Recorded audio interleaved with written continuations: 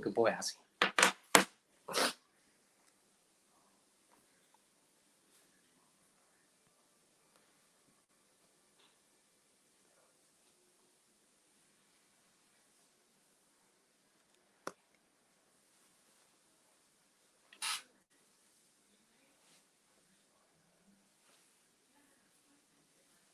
What's going on, Datified? All right, guys. I'm just gonna. I want to wait a few minutes before we get started because we do have a very special guest on with us tonight for this week. So I want to make sure that I wait for him first before we get started with the show. But please let me know in the comments section below, what are you guys up to for this evening, and how have you all been doing lately?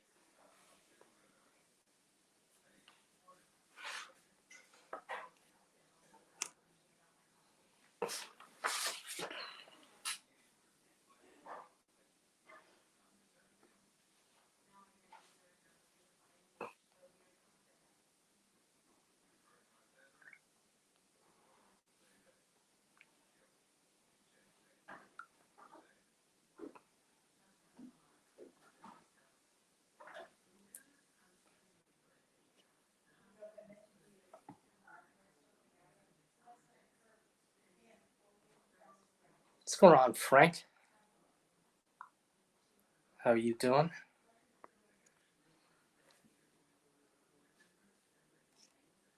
Oops.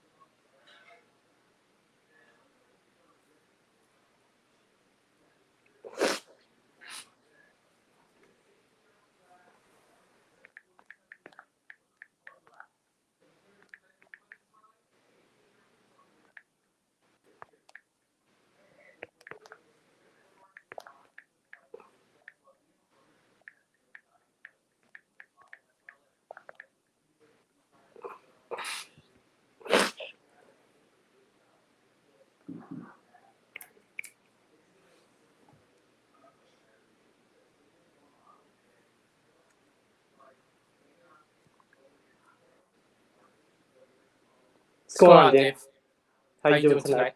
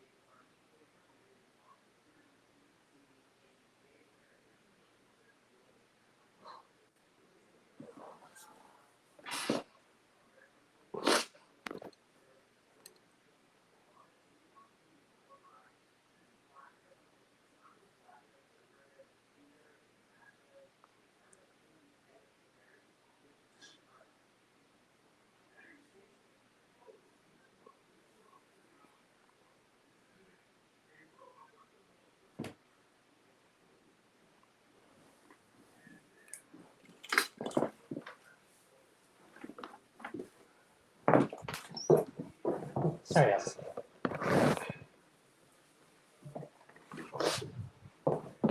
What's your head, baby?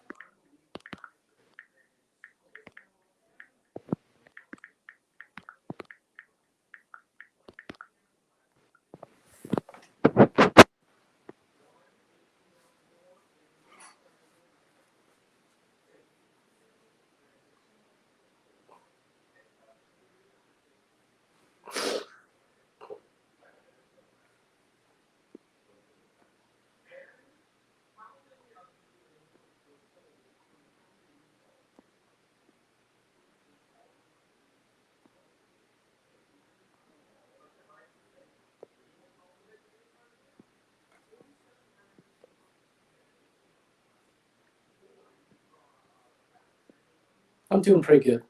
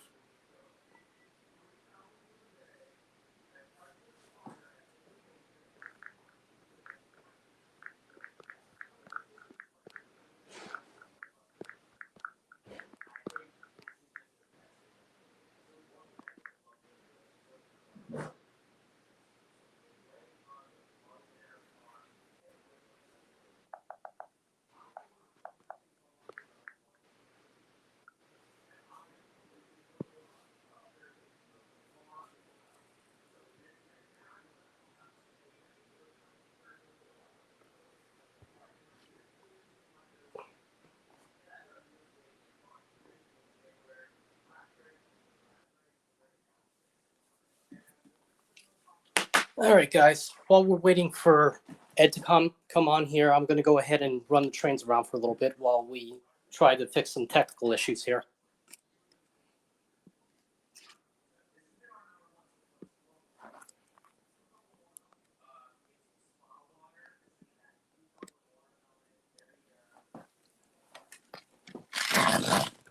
All right. Go. Oop, wait, hold on just a second. Hold up. I think we got it. I'll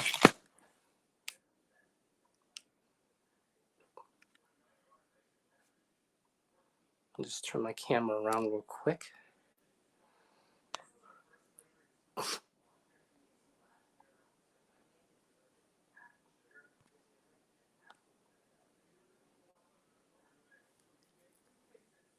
No, I don't want to kick him from the studio. I want to add him.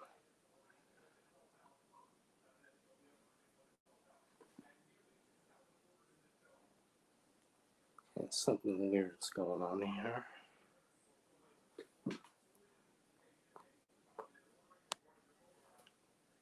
Okay, guys, so it looks like he wants to join, but for some reason my live stream here is not letting me, add him on to the stream. So if anybody has any ideas on how to fix this, please let me know in the comment section below. Right now, it's telling me edit the name, kick from studio, or ban from studio, which I don't want to do. I just want to I just want to clearly just add them on as a whole. So if anybody has any ideas in the comment section, please let me know. I would greatly, appreciate it.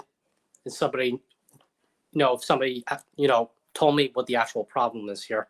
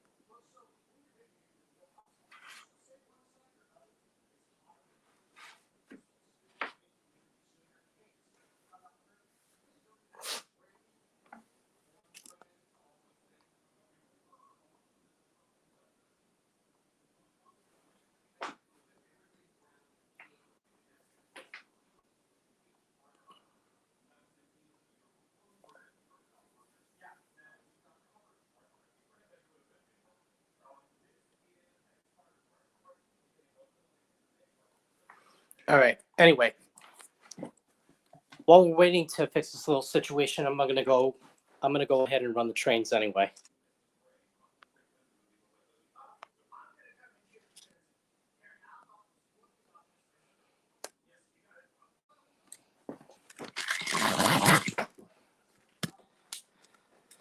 All right, so what we have here tonight is a little tribute dedicated to the Lionel F3.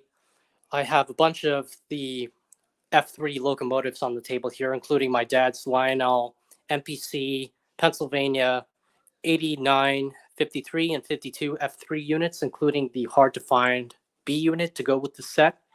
I'm also running my dad's 2243 Santa Fe F3 with a passenger train. And then finally, on the second layout in the back, I'm going to be running my New York Central F3 set. So until we find a way to get Ed on the show tonight, just go ahead and relax, and I'm going to see if I can try to work out this problem here.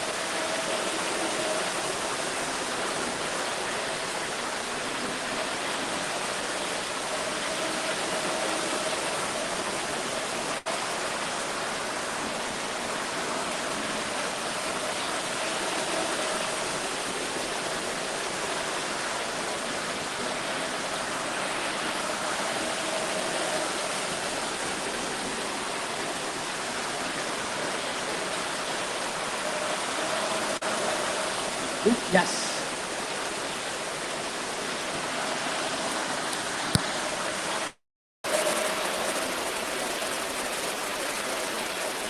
Okay, guys, looks like we're in luck here. So let me just turn off the layout real quick and we'll bring that on.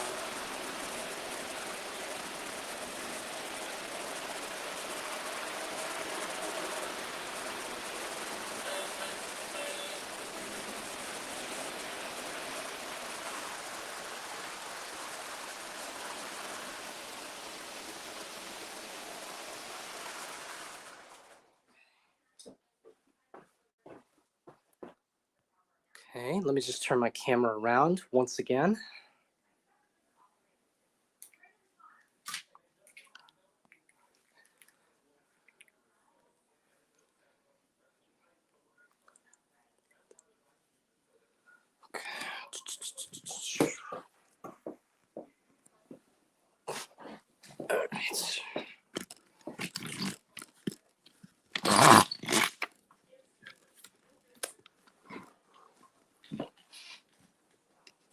Here we go. 3, 2, 1.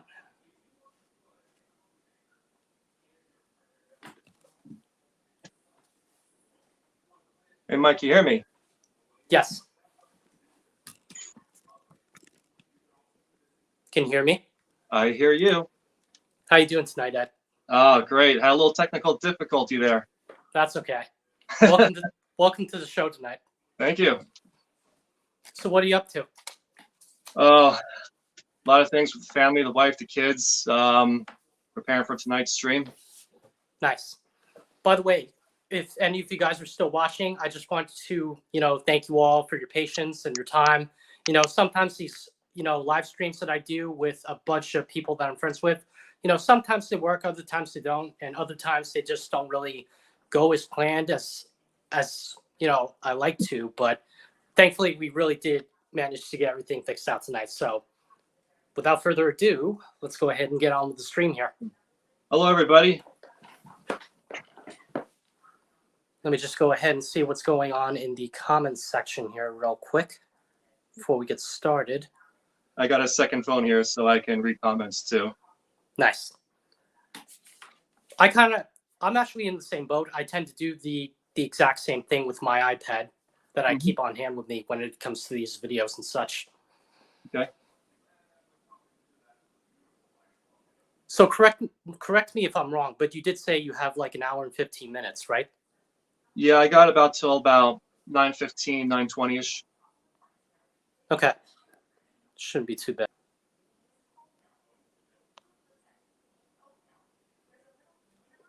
Thanks so much, Dave.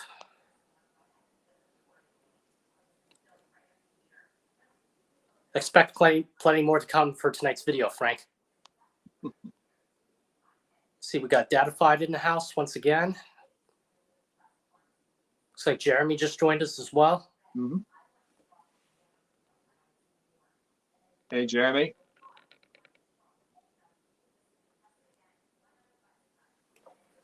All right, so Frank's here. there wasn't anything too particular that you wanted to discuss about tonight, was there? If there's any questions you had for me, I'm open. Okay. Well, I actually did have a few questions in regards to those pictures you sent me a little while ago. Okay.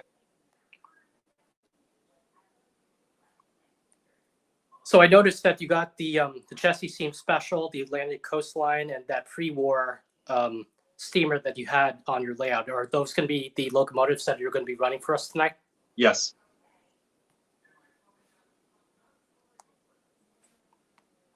And tell me about your track plan here, because I noticed that you have like a lot of O36 I noticed that you have like a lot of O36 curves and straight tracks, but I couldn't help but also notice that you have like some O27 switches that you kind of elevated. How did you manage to accomplish that? Okay, well, when I first made the layout, I wanted to have all O27 gauge track, and I know that there was 42-inch radius O27 track. But when I got back into the hobby in 2018, I wanted to have a train table in the basement. So once I found out that O27 track was no longer made, I was like, well, I better find an alternative for this. So I did find Menard's track, and I didn't want to spend a lot of money on it because this was like a practice train table. So I wanted to see if I can marry up the 027 switches with the O gauge track, and it can be done. And there are special pins for that that could adapt O gauge track and 027 track. But since I couldn't get my hands on them, I just kind of pushed everything together, and it just worked. It was very tight, but it worked. Nice. And so basically what you're saying is the layout behind you is not it's not temporary, is it? It's permanent. Well, like, and I mean, it's been up for a while, so I would say it's permanent, but it was just be temporary because I wanted to get a feel of what I wanted to do with the trains, the layout that I wanted to do, and I'm hoping this year that I could just take all the track down, take the whole layout apart, and I could redo the layout in a different way. And this is the back part of the basement that you see behind me, and the wall over here goes to the front part of the basement. I wanted to have the track go through the door and put a yard on the other side of the wall. oh, I see now. So what, in other words, you're just experimenting with things as you go along. Yeah. I gotcha. All right, let me see what else I have on my list here. Oh yeah, by the way, I also like that little Lego train set that you have in the center of the layout there. I thought that's pretty cool. Yeah, it's not the Lego brand. Oh, it isn't? No, I got that off of Amazon. I forgot the name of it, but it was like super cheap for like $30. You know what? I think I actually might know what the name of the company is, but I can't think of it at the top of my head right now. Mm-hmm. I also like some of the accessories that you have too. Like, correct me if I'm wrong, but it's like a mixture of like post-war and NPC related items. I see you got the semaphore signal. You also have the wigwag, aka the banjo signal on the layout, and you also have the 262 crossing gate. Mm-hmm. Yes.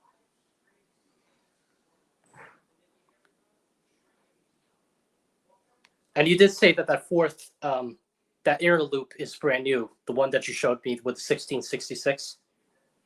Yeah, that is new. I just put it up because for some reason that pre-war set, it doesn't like switch tracks. And when I tried to play it up on the 3 rails that I had on there, it just kept railing.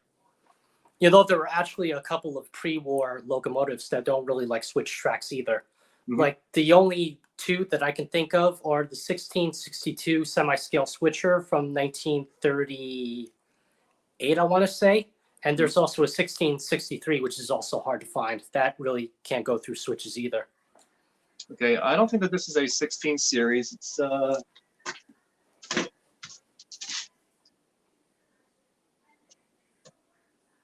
think it's a 2242. Oh yeah, that's right. I always get the 2242 and the 1666 all mixed up because they both look the same to me. Mm-hmm. All right, let's see what's going on in the comments section here real quick.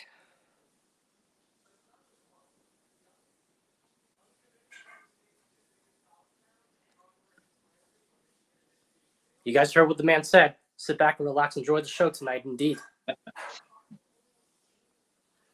So what was your first introduction to the hobby of model railroading?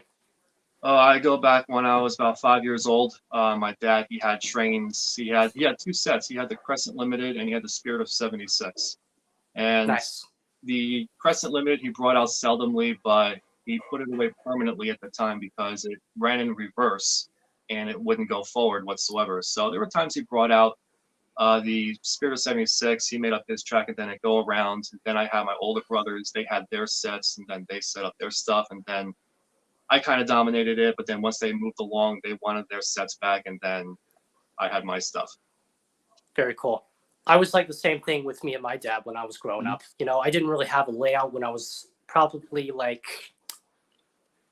I mean, I got started with model railroading when I was probably like 3 to 4 to 5 years old when I started watching the Thomas the Tank Engine VHS tapes. Yep. And then I slowly started to grow out of Thomas. I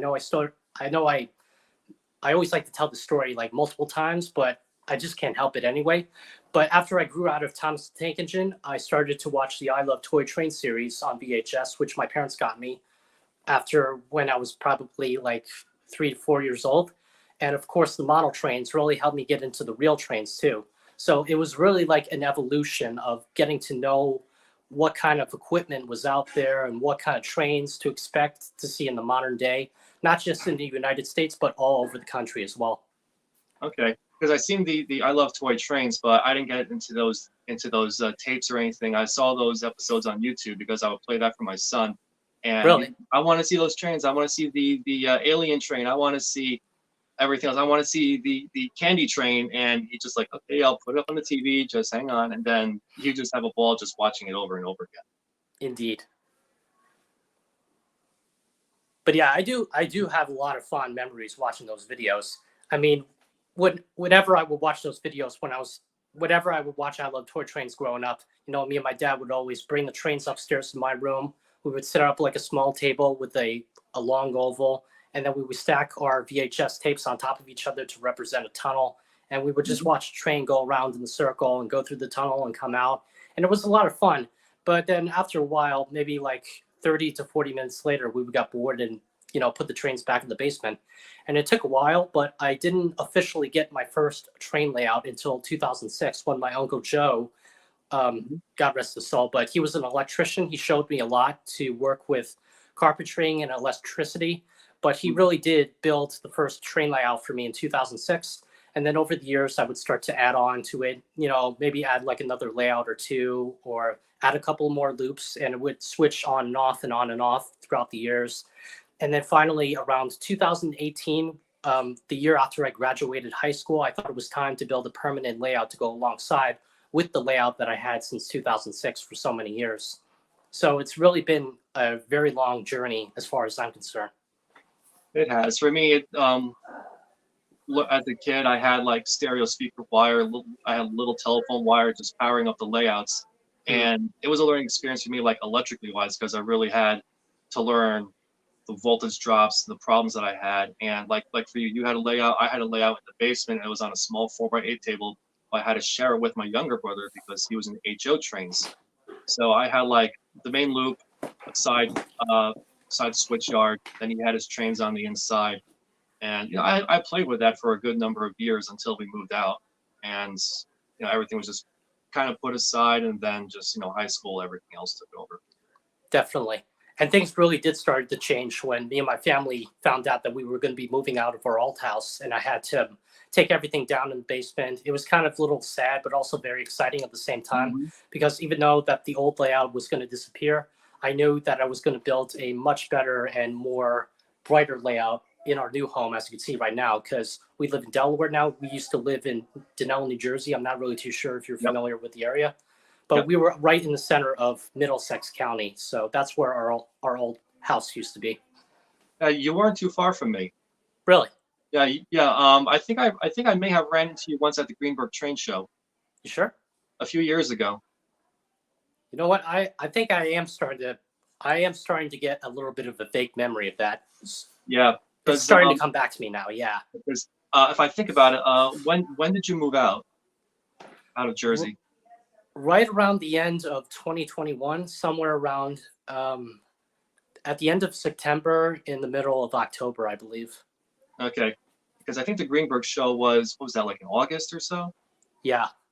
Okay, because that was the first time I met Dave. I'm talking to him about trains, and then you came up to him, and then you told me that you thanked him for a train that you sold him. You were wearing like a hat and glasses that day, and I was like, well, I never said anything like, what's your YouTube channel? And then we could have I saw your channel and everything else, but I think it's like an indirect meeting that we had, but I never said anything. Yeah, I think you might be right. The more I think about it, the more it's starting to come back to me.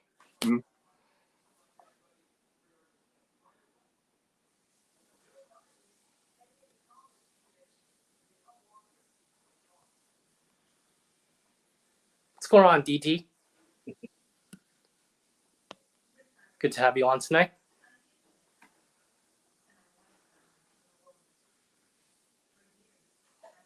See you around, Mike.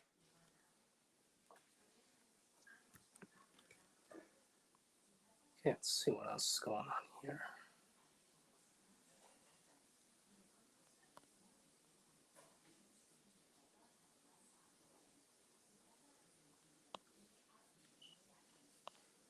Okay, So I guess my next question is, I'm not sure if you follow up with some of the new Lionel catalogs.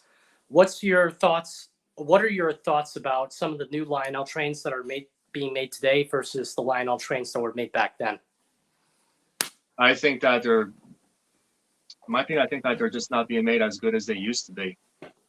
Just the electronics, the wiring, and stuff that is being put into them is just to get it made and just to get it out there. Like I remember trains back in the '90s. Like I had some of the '90s trains, and I think that they held up, even though it was just not like the sound quality or the stuff that's there today. Like all of the Pullmore motor, AC equipment, E units, those guys will last forever. This Definitely. almost, if you hit if you just derail something, you will just fry the board, and it's like, can you still get parts for that? I mean, I hear that a lot of them with people, and I speak with some people on Facebook that they had to replace a board. It cost them like $400 for a board. And I only have 2 legacy locomotives, and that's a diesel and a steam chassis T1. And when that engine derailed, I hate to say it, but I saw some smoke coming out underneath the boiler, and I was like, I hope I didn't damage that, because I would be afraid of having something damaged in there, and I can't get parts for that. That's almost like the problem that one of the Menards locomotives were having, where the dummy unit, the dummy unit would have some problems. And this was like the early beta models. When the dummy units were first coming out, a lot of people were having problems with the circuit board inside of the dummy unit, where the whatchamacallit was starting to smoke all of a sudden. The capacitor? Yes. Yeah, they put the wrong capacitor in there. The wrong capacitor. They put in a dielectric capacitor in there on an AC circuit, and there's no way it's gonna hold that voltage or what it's meant to do. So I think that when Menards when they tested up their locomotive, they said that they never had an issue, but that doesn't mean that the problem was fixed or that they never saw a problem. And with these locomotives, they never came with any instruction manuals. So we're just guessing of what we're using on legacy, on MTH. We give it full throttle, then we use the remote to drive the train around the track, and we just had no instructions. So that's when we started seeing capacitors and everything smoke and explode. And for me, mine just kind of puffed on me. But when I took electronics back in the late '90s, I personally blew some things up purposely just to see what the reaction was, what the smell was, so I can identify it. And when I did that, other students did that. And some capacitors, if you over voltage them or put the wrong voltage into it, these things sound like, M80s going off. Yes. And then you also got to worry about the other thing about how good the warranty is on the engine and how long can I use this for and whatnot. But yeah, I definitely agree on everything that you were saying earlier before. Totally agree with that. Now, usually for me, I don't technically collect a lot of the newer stuff either that Lionel's coming out with, except for maybe a few exceptions, which I'm not going to get into this video. But mostly everything that me and my dad find at all of the train shows is mostly used or old Lionel or MTH equipment. We also do have some K-Line, some Williams stuff here and there, but nothing beats like the old Lionel or MTH locomotives, like you said. Yeah, I mean, a lot of those things, even for Williams trains, I got a couple Williams engines. They run great for the electronics. They run smooth. Haven't had any problems with them just yet. But everything still has a circuit board and still subject to surge and destruction. So I mean, be careful how I be careful on how I run my trains. Definitely.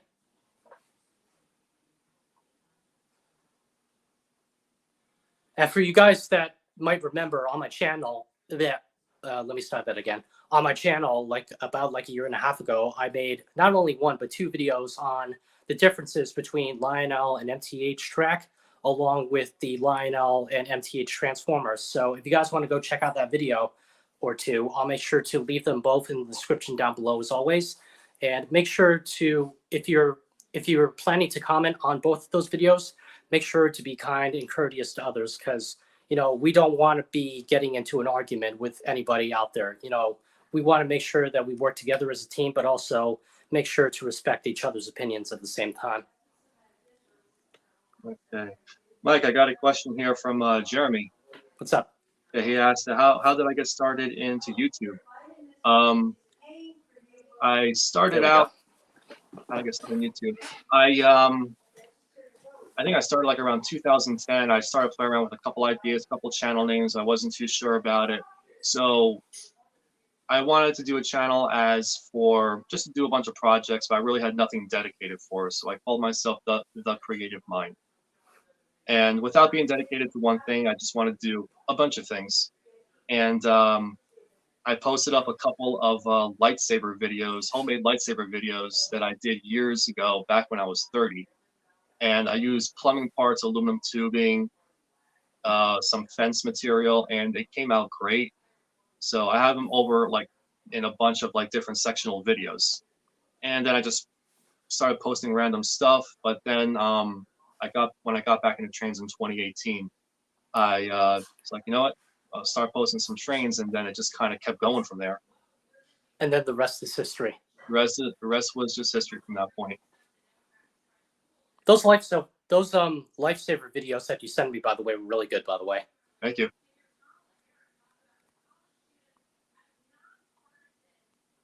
Let's see what else we got here.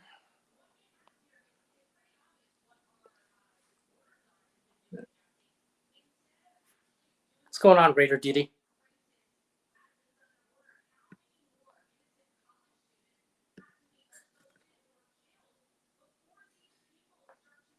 I was going to go to the spring thaw at Allentown, but had car issues. Did anybody go or get anything this year? Unfortunately, no, because Allentown is pretty far out of my reach, so I didn't really have any plans to go up there anyway. And besides, I'm really saving all my money for not only for the next York train show, but for another particular item, which I'm not going to name just yet, but I'm definitely going to hold off on the suspense until I finally reveal on what that particular item is at the end of the year.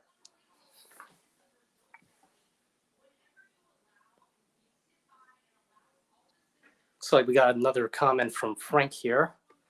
Ed, I was blown away by your video tutorial that you did on your 027 switch track. Thank you, Frank.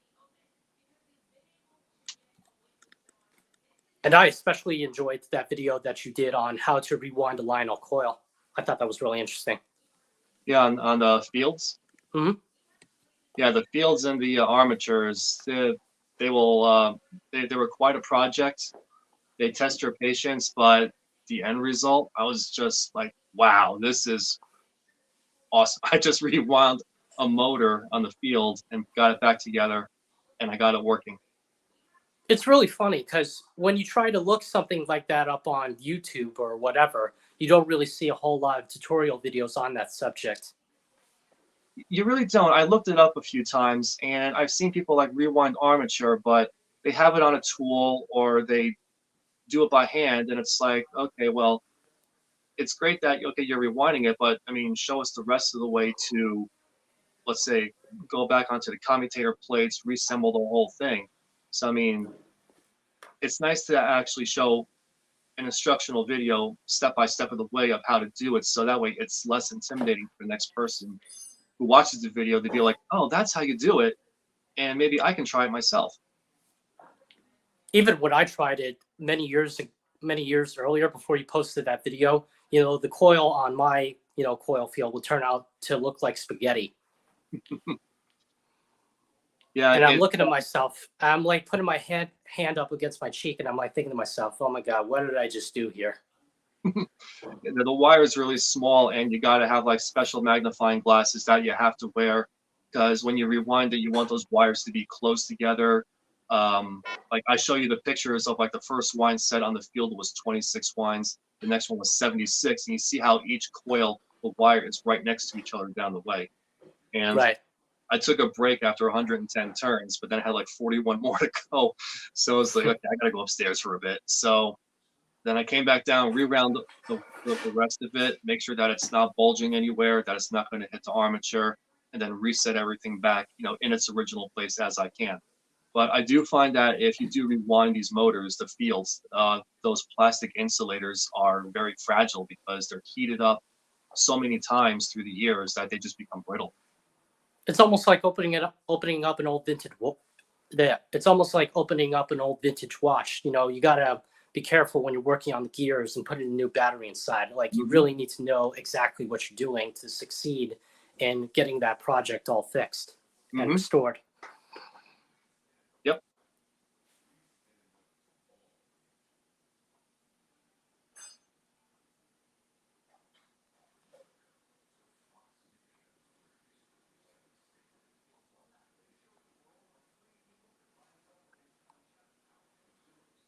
Okay, it looks like Jeremy has a question here for you as well.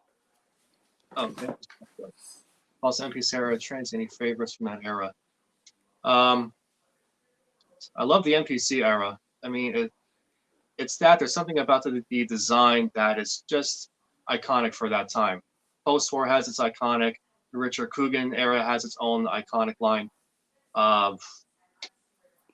It's a nice set. It's a nicely designed era set, for the trains, when General Mills took over. So I wouldn't mind keep buying sets from them over and over again. It's like post-war and pre-Richard Coogan era. Absolutely. I would say my favorite MPC locomotive would have to be the Chicago and Alton set from 1981. And that was actually the first time where they introduced the electronic, not air whistle, but the electronic sounding whistle inside of the tender of the locomotive. Yep, I have that set, and that when I got that set, it was still brand new in a box. And I was like, is this really brand new? So, I mean, I went to take it apart and have a look at it, but the commutator plates just seemed black. And I posted it on Facebook. People were saying that it's heavily used. It's just bench tested over at Lionel. But I mean, taking out of the box, the box you could tell was just not manipulated in any way because it was very hard to get it out. It was shiny, new condition, and I had to take care of the electronic board for the Sounds of Steam. So I had to put a couple pieces of foam underneath there, and I just well, it hasn't ran ever, if ever. I hope the board still works. It did, but then it eventually did die because of age. Might have been. Now, correct me if I'm wrong, but I think you also bought the MPC Blue Comet in mint condition. Is that right? Yeah, I have that one too. That's also a good set. It is. Now, if I had an MPC Blue Comet in my collection, the only change that I would make to it was to take off. The one change that I would definitely make to the engine is to take the back truck off of the bottom and replace it with the two-wheel truck. So that way the wheel configuration is a little bit more accurate to the prototype. That I agree with. I'm currently working on my dad's Crescent Limited set. I want to take that whole locomotive, convert it to TMCC, and right now it's been sitting in hiatus for a while now. And I did pick up a post-war two-wheel truck, and I want to try and manipulate that into the design of the frame so I can give it that 4-6-2 wheel combination. Nice. I'm going to attempt it. I'm not saying it's going to work, but I'm going to see what I can do to make it work. Well, I think you shouldn't really have a problem with doing that because I'm not sure if you ever follow Sid over at Sid's Trains on YouTube, but he actually converted one of his NPC locomotives to TMCC, and I was really stoked away on how well the whole project went for him. I mean, I was just totally lost of words, period, when I saw that video. I gotta check him out. I am subscribed to him, but I'd like to see what he did.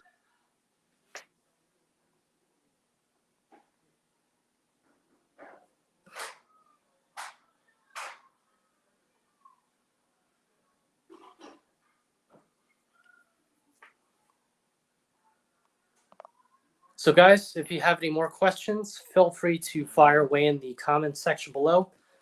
If not, me and Ed are just going to continue on for another couple of minutes, and then we'll get the trains running.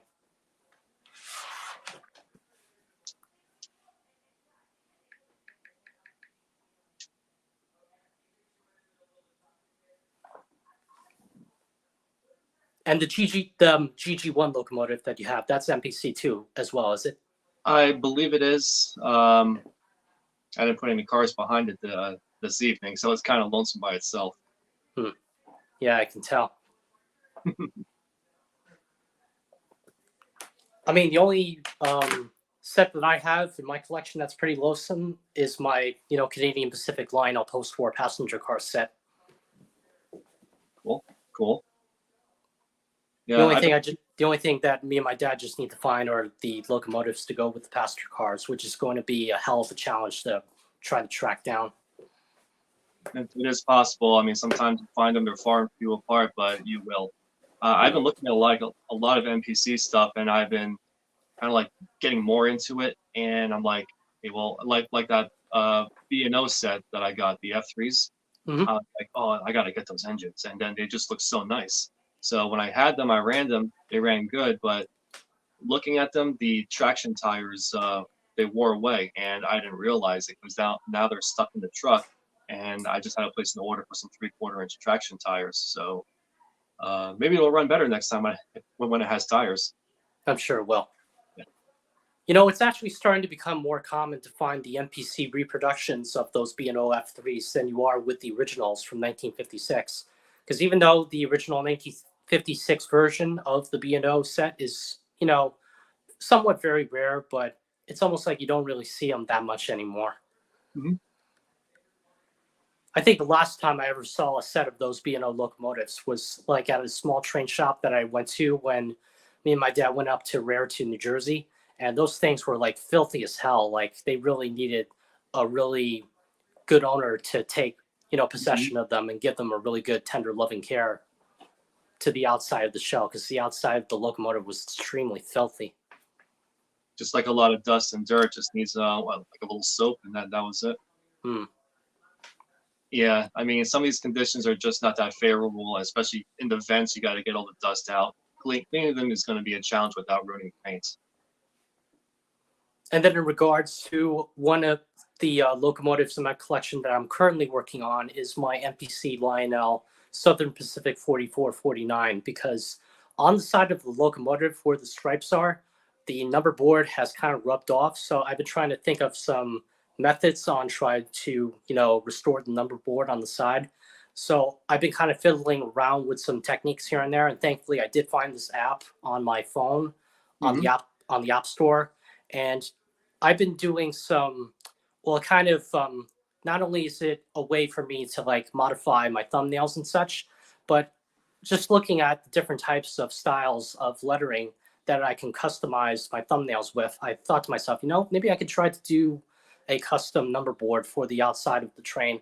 And thankfully, I did manage to come around a particular style that I was happy with. I mean, it might not be an exact match, but it's actually pretty close to what the original number board is supposed to look like. So I can't wait to try that out and see if, what I come up with. Okay. Now that you're saying with number boards, I remember years and years ago as a kid, there used to be a train shop called the Hazlitt Train Stop in Hazlitt, New Jersey. Mhm. And my dad would take me and my younger brother there. When we're kids, it'd be a train store, and they had this big train table in the back running all these old trains and everything. Boyd Mason was the original owner. Yeah, and it was unfortunate, but they, I guess, eminent domain came in and they tore down the area. They tore down the homes. They built all new homes. But the guy that still had that, he still wanted to keep the business going, so he operates out of his house. So, Really? as far as number boards, I'm looking to restore some old post-war locomotives. Like I got a 736 Berkshire, but it's rusted out, destroyed like anything, bound for the scrapyard. So if I was to get number boards or something, I would have to go to him because he has the stamps to stamp your locomotives. That's right.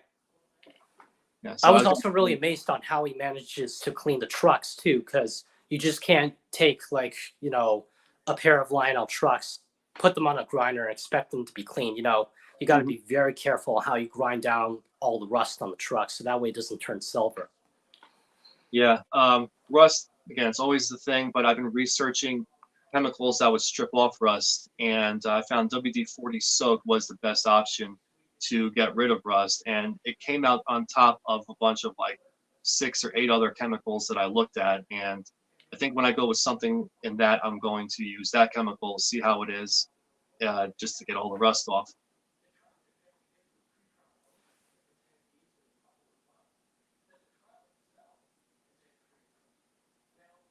All right. See you on the flip side, Frank. Thanks for joining us tonight.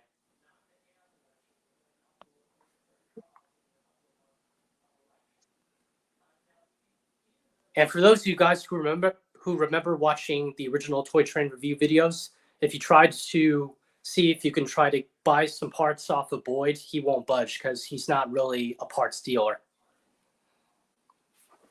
That's good to know. So do you have any like future plans as far as scenery goes on your layout, or do you just want to keep it the way it is now? Yeah, the scenery thing is another thing. I've been keeping this board playing for a long time. And once I started buying the accessories, like I got the wig wag, the banjo signal, I got the highway flasher. Now I want to get buildings now. So I want to get stations, homes. I want to make roads. I want to do something with this. But I know that we've been having plans to move, so it's like if I practice this now, we get into another home. Now it'll give me a chance to learn my mistakes on this table. So my next table, excuse me, I can make it more permanent and better on my permanent layout. I guess that's kind of like a common thing for all of us modelers out there.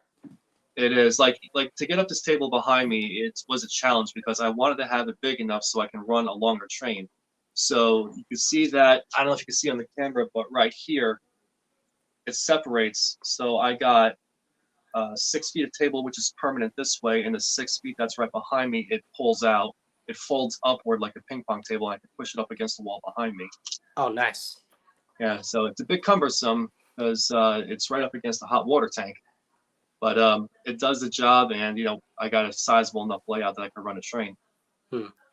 I remember my old layout, when me and my family used to live in Denali, and my layout was not only in the basement, but it was almost right next to the furnace, where I had everything installed. And it was kind of as much as I loved the layout, the one thing I didn't really trust that much about that basement was the furnace in the back, because, you literally would have no idea what could happen down there with that thing operating. No, you get that heat, and if you got a train next to it, would it ever melt like a freight car or anything? Thankfully, no. I mean, our old furnace back at our old house wasn't really that hot enough to melt anything in our basement, so we were kind of good as far as that goes.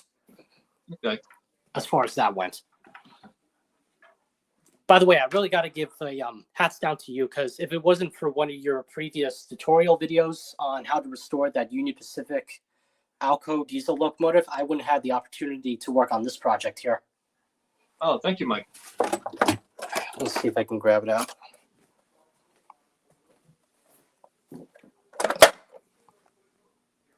So what you're looking at here is going to be my custom paint job for a Virginian and Ohio F3 locomotive. Now, the Virginian and Ohio, for a lot of people, a lot of you guys out there who know, this rail line is mostly covered up by HO modelers, but you don't really see a whole lot of O-scale modelers, modeling this particular rail line. Nice. So the only thing I just have to do is work on the decals next. So that's also going to be another thing that I got to work on. Is it hard to make white decals, like white lettering on decals, or is that something special? I mean, it's a little hard to say. I mean, I tried doing it before on my phone, but for some reason, even though the lettering came out exactly the way that I wanted it to, my printer didn't really seem to like the blue backdrop that I was printing it out on for some reason. Okay. So I'm either going to have to try doing this again on Microsoft Word, or maybe just going out and buying some decals that are already pre-made. Okay. I think like either Etsy or something of that nature. I think that they have letters for you. I know Microsoft Word is one of the programs I heard what people use for decals, for making decals. So you can scale them to the right size, Another way is, I mean, depending if the letter is big enough, you could use a Cricut cutter and make your own letters and use an adhesive vinyl to go on your locomotive, paint it on, and then you can peel it off, and then you have your custom letters. I was also kind of thinking of that too. Yeah, it's not that hard. It's just trying to get it started for the first time. I tried it out with my post-war Alco, and it didn't work out so well. It's just when you were trying to get the center of the zero in there, you're just trying to line it up, and it's just not working out to my benefit because it's just you just can't line it up. There always has to be like a trial and error when it comes to something. There is. You gotta have a steady hand too.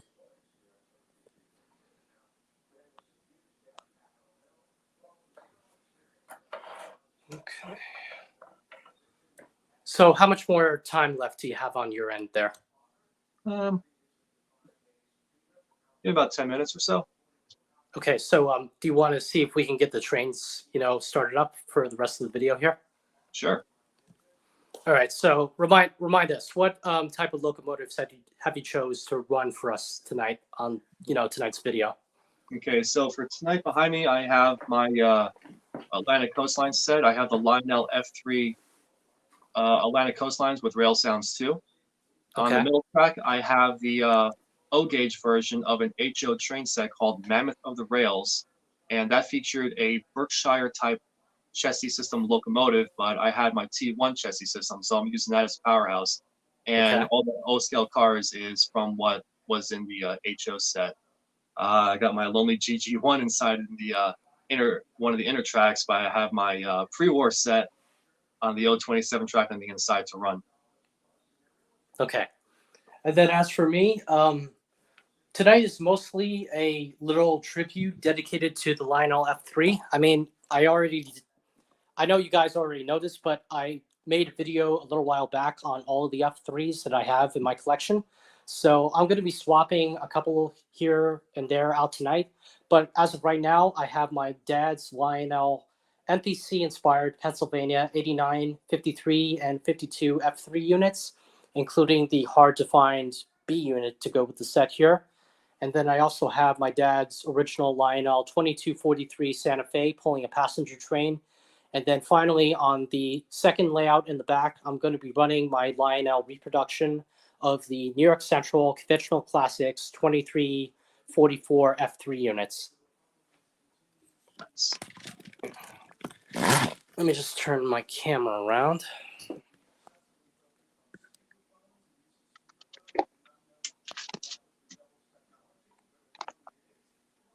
There we go.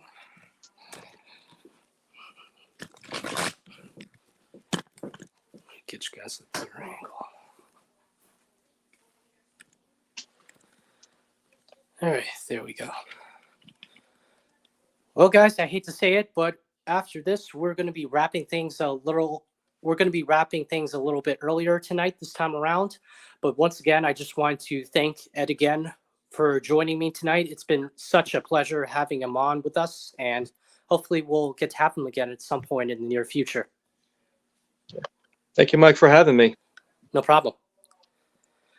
All right, guys, let me go ahead and start up the layout. So as always, my name is Mike, and right next to me here is my good friend Ed, aka The Creative Mind. Not Cerebro from the X-Men, but The Creative Mind. So I really hope that you guys have enjoyed watching us tonight. Make sure to enjoy the rest of the video here with our layouts in operation, and we hope to see you all next time on the channel. So once again, sit back, relax, and enjoy.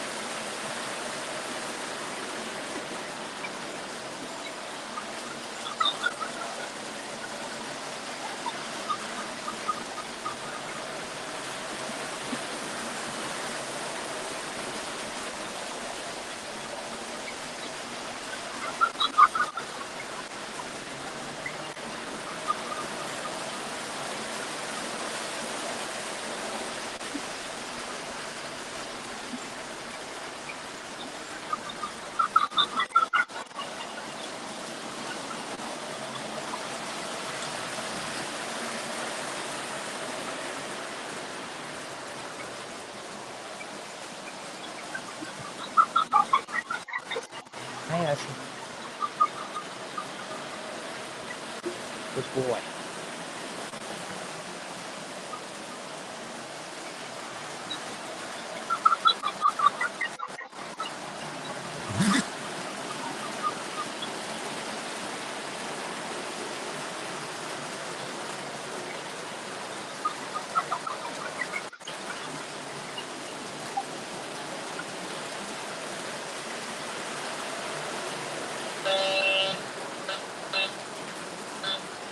You, Mike. I'll see you later. Guys, have a good night. Thanks for tuning in. Hope to see you next time. What was that? How'd it going here, Mike? Just want to say thanks for having me again. No And problem, hopefully we could do this again. Definitely. Thanks for joining me. All right, guys. Have a good night. You too.